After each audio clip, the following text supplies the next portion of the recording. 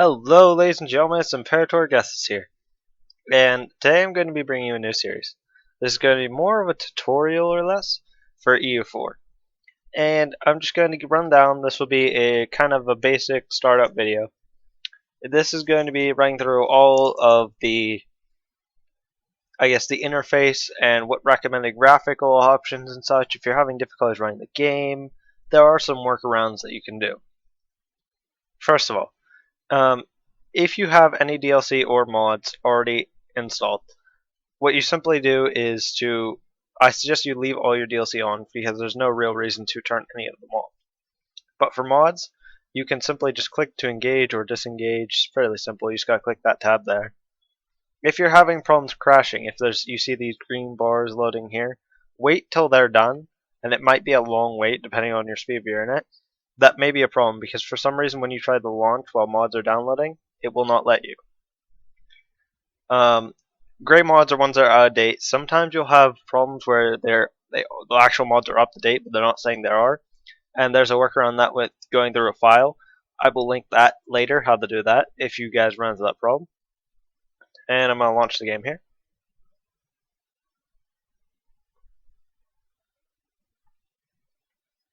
If you guys like my Assassin's Creed background,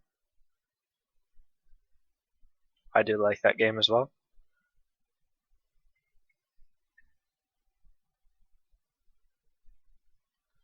And this should be standard if you ever launch the game. Looks about this.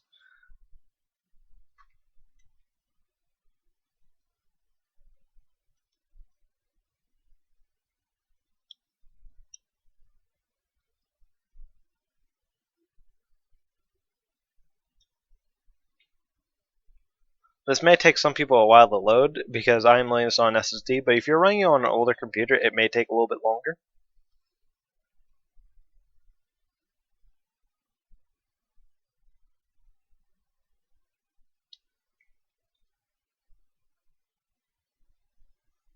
Alright guys, now we're loaded. You have to wait for the version here. The version is dependent on the version of the actual game. And then this little thing in the parentheses here is called the checksum. The checksum is reflective on the version of the game and the mods that you have installed that affect the checksum. Certain mods, such as graphical mods, or UI mods or such, or music mods or loading screen mods, they do not affect the actual checksum. But other mods, like overhaul mods or anything that really has an impact on the gameplay itself, affects the checksum, and that will not allow you to join anybody with a different checksum. For the options here, I do recommend that you leave the autosave at interval and that you don't check autosave to cloud or compress the autosaves, because autosaves to cloud will very quickly use up a lot of your space, and then you'll lose all your autosaves and everything if you can't connect to the internet and everything. But that's entirely up to you. For Dave, sorry, I have a lifesaver in my mouth. For resolution, if you have a weaker computer, I suggest you turn that down, and multi-sample levels, I suggest you turn that down too. As well as all these options, I would check them now, because they all will affect graphical processing speed. For audio, it's usually a bit loud, so I turn down the master volume, and then controls is all to your preference. You then have two options. You can go in the multiplayer, in which you can check all these. Usually you just want to stay under servers. You can check whatever you need there, search for tags, names, connect the ID. Your friend who hosts the game, they can give you an ID, and the ID will usually be like a number or something. If you want to direct connect, there's LAN, there's internet. You can scan internet, and that loads all the servers. Now you jump in the single player here. On the loading screen here, you have terrain, political, religious, imperial map mode, trade, diplomatic, and economical. Really, on this screen, the only ones you really need to know about are political, religion, and imperial. Those are really the only ones you need to know. Political obviously tells you where the countries are. Religious tells you different religions. Because, I mean, you're not going to want to play, say you have El Dorado, which allows you to make a custom nation. You're probably not going to want to be a Catholic right in the middle of here, because you'll probably die. Imperial allows you to see if you're going to be in the Empire or not. As long as you have one province in any of the screen, or your capital province, excuse me, in any of the screen, then you will be in the Empire. as long as your capital's there. You know, those are really the only things you need to know. I suggest you guys do start with one of the first three here: the Ottomans, Castile, or Portugal. They are the easiest. They run you through a lot of the mechanics. France and England and Austria will run you through a lot of the mechanics as well, but they're a little bit more difficult. You can die. These three are very hard to die. Well, maybe as a newcomer you still might die. Sweden is more of a joke thing because the creators are Swedish, and it actually leads to a pretty fun game. Muscovy is a difficult at start, but a very good nation. Venice is a great, fun nation. Poland allows you to interact with some personal union and some events over Lithuania. You have your start dates along here. You can click any of these. You can get mods to extend these to actual other events. The third one here changes by hundreds of years, second by tens, and first by ones. And that actually changes the map there. You can also change by date and month here, the smaller one being the day, and the later one being the month. I suggest everybody starts at the 1444. It doesn't matter which one of these you start at here, any of these 1444 ones, it just gives you different recommended nations.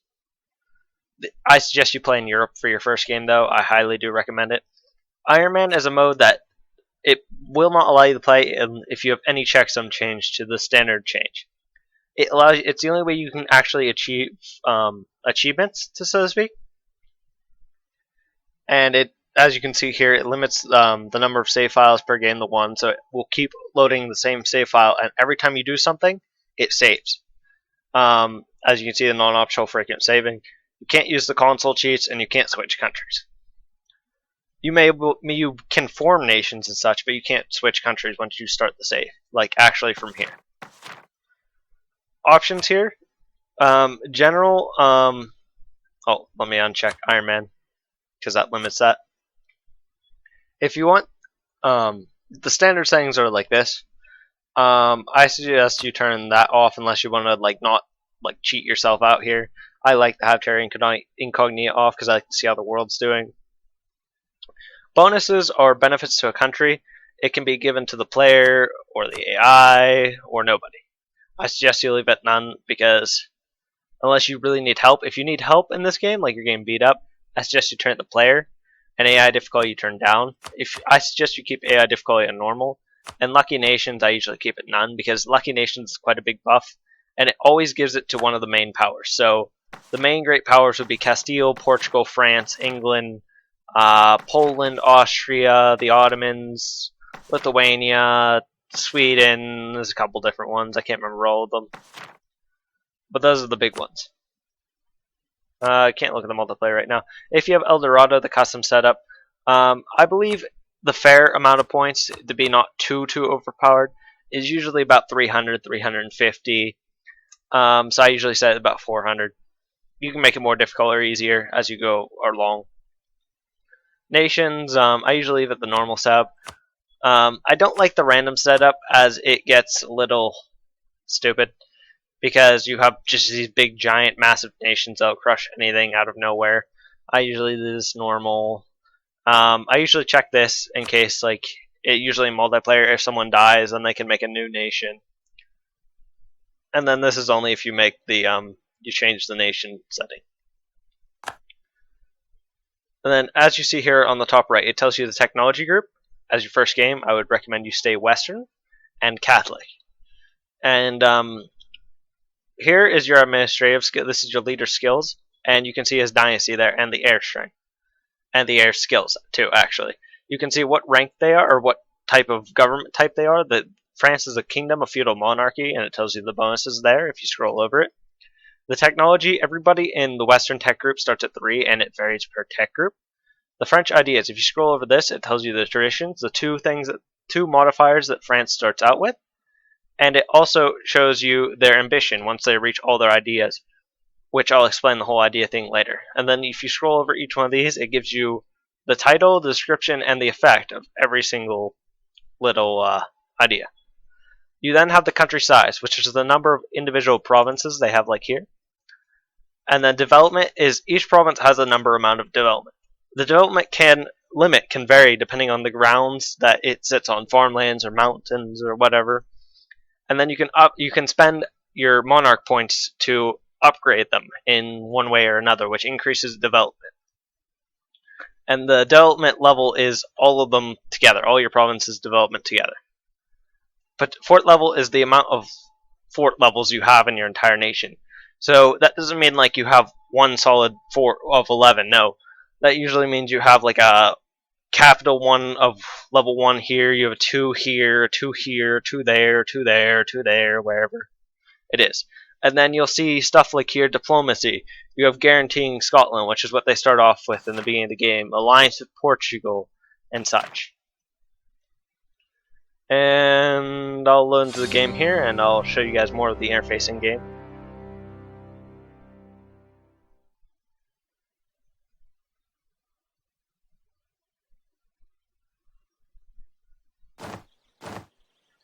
Alright, now you see you're loaded in here. You can filter the messages here about what you want to receive, about what's going on in the game. If you click here, this little lock symbol here, this extends the map modes. And a lot of these map modes you'll probably never use. A lot of them are really helpful though. Terrain, obvious. Political, obvious. Religious, pretty obvious. Imperial map mode revolves around the HRE, the Holy Roman Empire, which is this tab here. Everybody within it is a prince. And then the dark green one is the Emperor. And the slightly less bright green ones, or sorry, bright green, is the electors in the Empire, who there are always, well, there's supposed to be 7 electors at a time. And I'll go more in depth to that later. Trade map mode shows you all the different trade modes. And these little arrow things explain where the trade flows. Trade can flow backwards, but not very strong. When you have, you can click on this and it will tell you, basically, it's not completely accurate in here, but it tells you where trade is incoming from, how much money is getting generated from the province in the node, where the money is going out to, and the total. It tells you the retained value, the total amount, everything. Who has control of the trade power in the node, what they're doing with it, etc. You can send and recall a merchant here. And it shows you all the different trade nodes in the world and where they all flow. And then there's the important centers there, which affect trade power. Diplomatic, it can tell you who is allied with who, where you have cores, etc. Opinion, fairly simple. Coalition, if you get too much aggressive expansion, people will coalition you. Region, this is really rarely used. There's an event in the beginning of the game that revolves around the King of Italy. If the Holy Roman Empire doesn't take it back, then they lose it. You really never use the region map mode. Culture is important. You need to know the general culture, because unaccepted culture has effects. Unrest shows you the unrest. It changes by color. Colonial map mode shows you how far you can go. It's the effective distance within your naval range. Technology, this changes by color, showing how advanced / less advanced you are. Supply limit. This has been nerfed recently, so this is actually pretty nice to know. You can also see this by selecting a troop and scrolling over it. It will tell you as well. Normally, you want to stay within, have enough supply limit in the province your army is sitting, or you will take attrition. Buildings, not really all that helpful. Players, not really all that helpful. Accepted cultures is what cultures your nation actually accepts, and so you don't get the negative modifier if you have so much of culture than you do. Winter map mode, not really helpful, but it tells you where you'll take extra attrition or not. Climate is not really helpful unless you're colonizing, it can be somewhat helpful. Colonial region is, well, you can't see it right now, but it will mark you where colonial nations will form at. Trade companies, again, same way. I can explain that all later. Trade goods show you what's being made in what province. If you select one type, it will highlight them all in that color. So if you highlight grapes, it'll show all the grapes in the world as purple. It can be helpful with things like gold if you want to get gold, because gold is extremely valuable. It highlights them all on the map in like in yellow. Autonomy map mode has to do with excuse me. Has to do with the amount of, I guess, independently like governed your provinces are. Your autonomy can be changed through here, by increasing and decreasing. It affects unrest. Fort level is kind of helpful. It tells you where all your forts are and what level they are. Simple terrain is more of like a general understanding of what the terrain is instead of like these are woods and these are grasslands, which all affect battles and development. You have rivals map mode, which shows you who all is rivaled with you. Or who all you're rival to, excuse me. Economical map mode, not really all that helpful. It has to do with your base tax in the provinces. Down here, the papacy, or the Holy See. It's excuse me. The standard papal controller at the game, the Curia controller, is the Papal States. Your opinion affects the papal influence as well as ideas and events and cardinals and such. You can select these when you get so much of your papal influence. And then these are all the cardinals, and you can invest in to become the Curia controller. Holy Roman Empire has the official religion here, and that can change over time. And then you have all the decisions here to slowly reform the Holy Roman Empire in the one big country. This tells you who the current emperor is. This tells you the benefits he gets for having so many princes or free cities, and the abilities he can enact.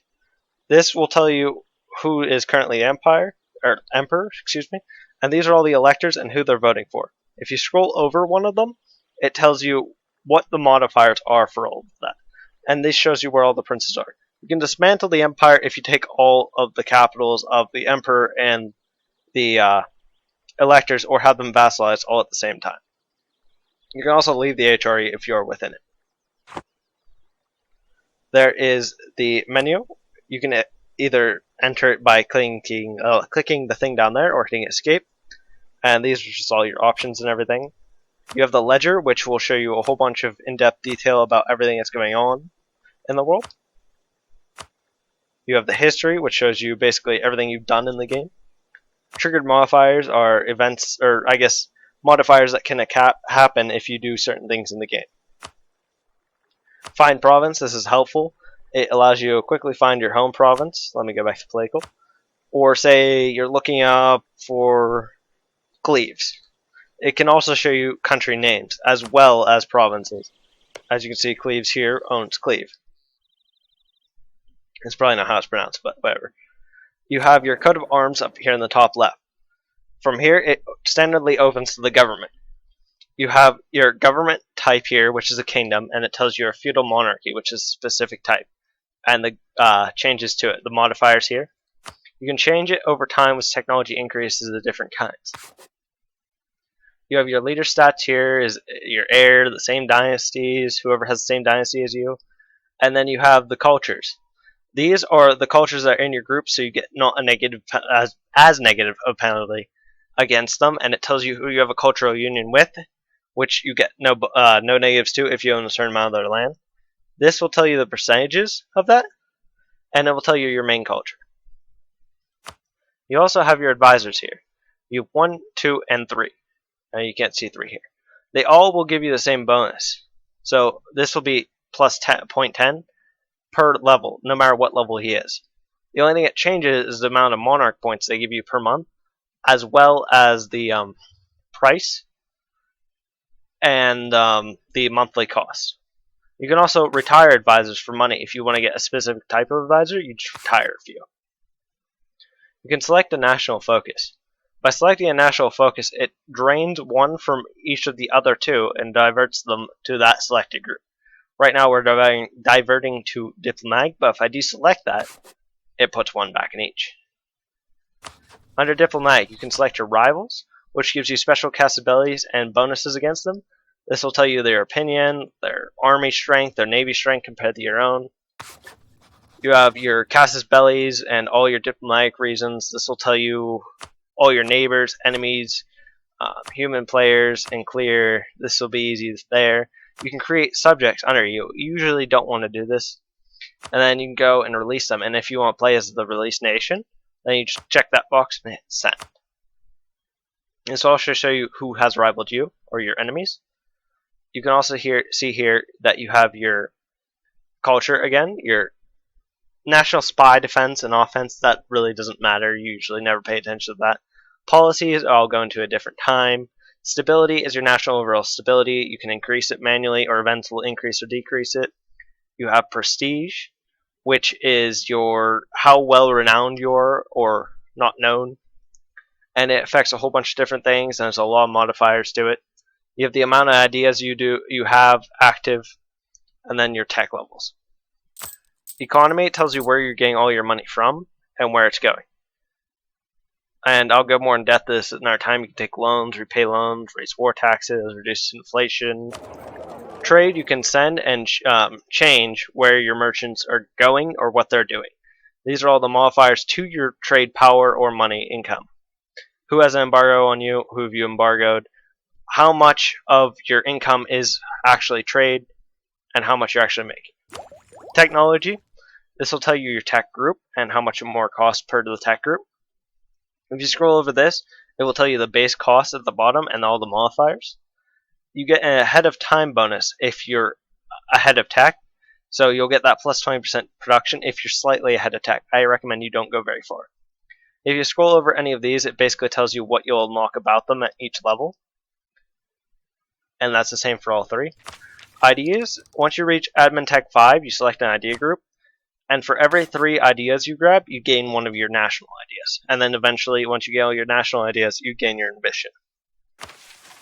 For missions, you select one of these, and it will or you scroll over one of these, and it will tell you what you get upon completion. If you scroll over question mark, it will tell you exactly what you need to do. And there's a little description for there. National decisions have to do with,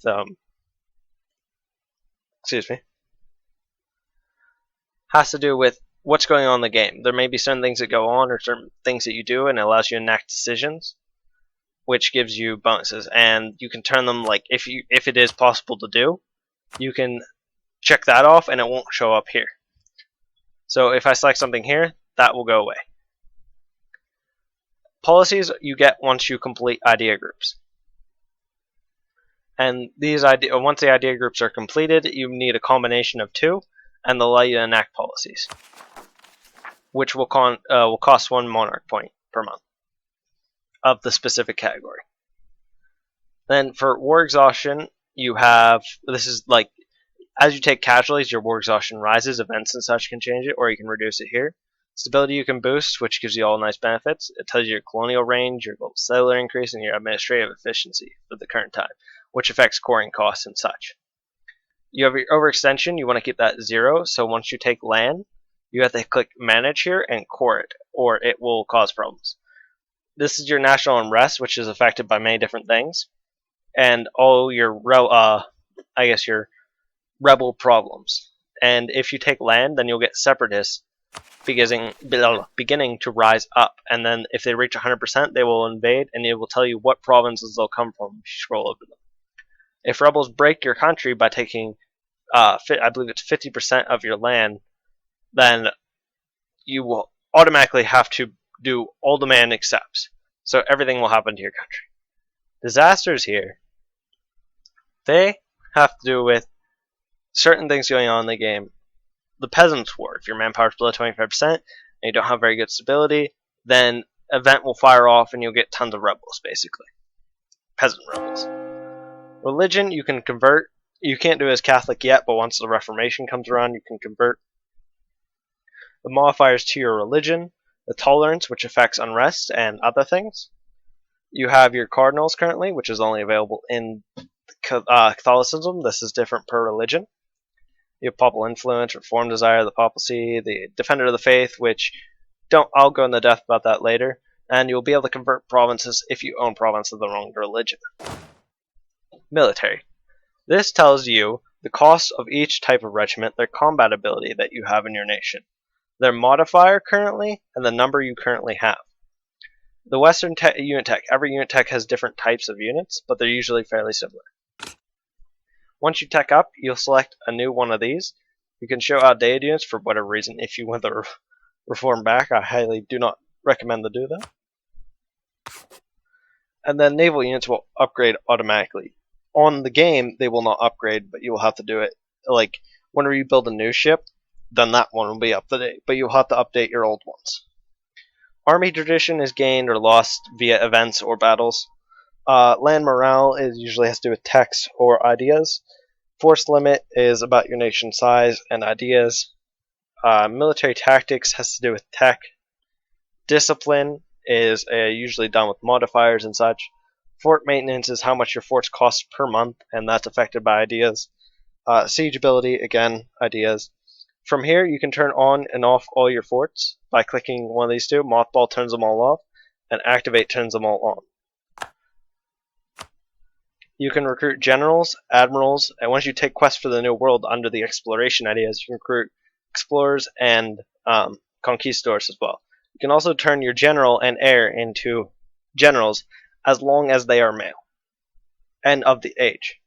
You have a subjects button here as well, which allows you to manage your subjects, your vassals, personal unions, client states, whatever it may be. Under an army, you can click here to assign a general. You can also click here to rename an army. You can click here to rename a regiment.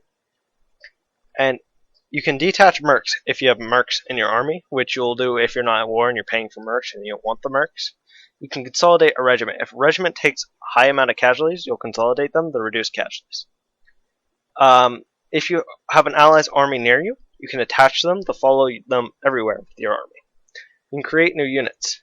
So say if you want to leave 10 men behind to guard a city, then you'll leave 10 men here, and it'll send the other 17 on off. By clicking on a province here, it'll tell you where to move.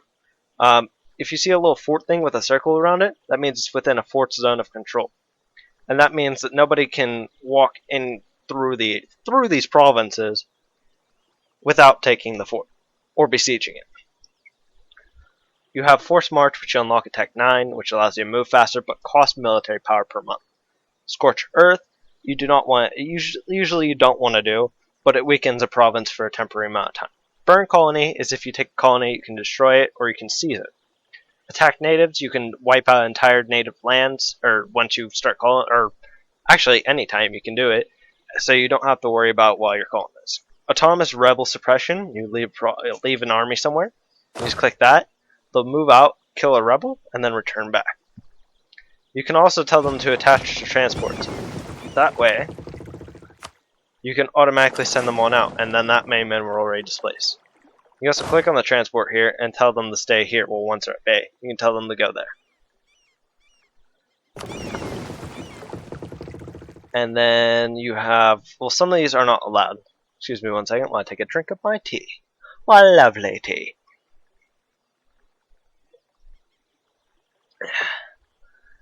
If you have light ships, you can protect trade, which affects trade modifier. Go home at war. If you're at war, your ships will automatically return back to the home. Attach to this unit, which will allow you to attach multiple navies together. Same here, same attachment as I said before. If you have older ships with your newer ships, you can detach them to get rid of them or upgrade them. You can upgrade your fleet here. Privateering has to do with trade again. You don't really have to worry about that.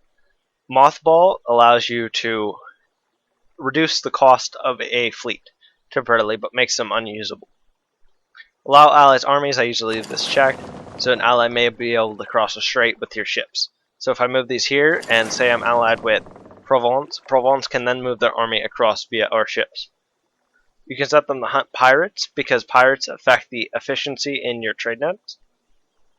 And then there's also the exploration, I guess it is, mission, which you need to have at least 3 light or heavy ships, and you need to have an explorer to do, which obviously means you need quests for the New World. You can also change the general and rename as usual like the armies. Disputed succession has to do with countries without an heir. If you have the same dynasty and a royal marriage, you can claim the throne. This is where you can build building improvements. This is kind of a hot selection, so if you select a type of unit here, you can start building them. If you can create a template here, and then that allows you to select, say, 4 infantry and want them built in 4 provinces, and you can name it whatever. That means 4 units will build all around, and they will automatically move to that position and form in the one army when done. Same can be done with navies. It also tells you your force limits and your current production for both of these at the bottom here. It can tell you what you're coring, or what you can core, the cost, the overextension is causing you that it's not cored, the base tax of said province, and the name of the province. The same goes here with the religion map mode. It tells you how many months it will take, the religion of the current province, and the name of the province.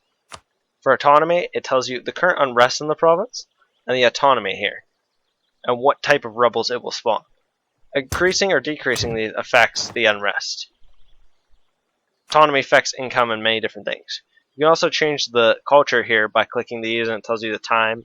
This is in months, and the current culture. These are all accepted, so you don't have to worry about it.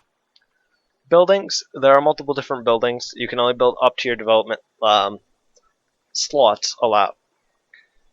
They are several different types, and some upgrade into each other. Like if you build a level 1 fort, if you build a level 2 fort, it will replace that building slot.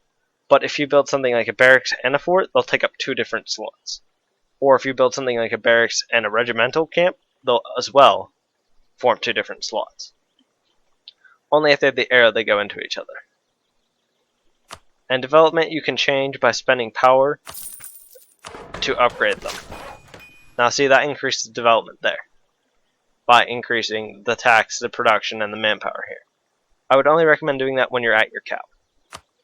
This tells you here how many merchants you have, how many colonists you have, how many diplomats you have, how many missionaries you have, and it's out of the available here. That means how many you can actually use or are not doing anything right now. Power protection is doing stuff against your rival. You gain more, gives you some effects. Legitimacy is the right for your dynasty to rule your country. This is affected by many different types of events. Prestige and stability you've already seen. Manpower. Manpower is a cap based on several ideas, events, and the maximum here is the cap. And the size of your country and the development of your country. The speed at which your manpower recovers, which will only grow at a certain speed, also depends on the amount of land you actually have, ideas, and events. If you scroll over here, this is kind of like a shortcut for that little economy tab. It tells you the previous monthly balance. Well, not the previous monthly balance, sorry. Your current amount of money, and then how much you will make on top of that. Well, from your previous month, that's how much you made, so that's more of an estimate, and it tells you kind of a shortcut of what's happening. Up here in the top right, you have your unpause and play button. It will also tell you what music's playing if you have music playing at that moment. Score is rating yourself as a country at where you are according to all the other countries. This marker also means unrest somewhere. You can change, increase, and decrease the speed here. For console command, if you look in the top left, it's the little tilde key, which is right below the escape. That usually tends to be the console. And if you type in, I believe it's help, that will tell you all the commands. You can also go on the wiki to see all the commands. Usually you won't need that though. And I believe that's just about it. So oh wait, hold on. If you go in here, this will tell you everything you need to know about province, what it's producing, the current price, the development, what building slots open are there, what buildings are actually there, looting, which is a complicated mechanic. You have the culture, the religion, who has cores and claims. You have how many armies or ships are being produced there, the current autonomy, the unrest. If you scroll over this, it'll tell you who is the leading unrester there, I guess you could say. How much manpower it generates to your cap, the supply limit in the province, the max attrition you can take there, the war score it gives you for owning the province, and the total war score for all of the French provinces, if you're playing as France, per se.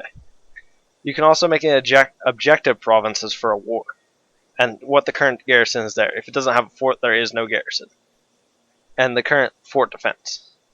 You can also go to the siege view if it's currently under siege, and it tells you all the little trade modifiers here. Who has the most power in the trade node, what's retained, what's not there, your current trade power there from this province, the trade value of it, the goods produced, which is all affected by many different things. You can also, if you're a merchant republic, build trading posts. You can also move your capital and your trading posts around. Capital moving is usually not very needed, but trading port can be good because you can move it to and trade notes where the trade can't escape, which is good. And I can go in depth about that later. You also see the province history here, which is the province is being taken or something, whatever's happened throughout the game. Anyhow, I hope you guys have enjoyed, and I will catch you guys next time. And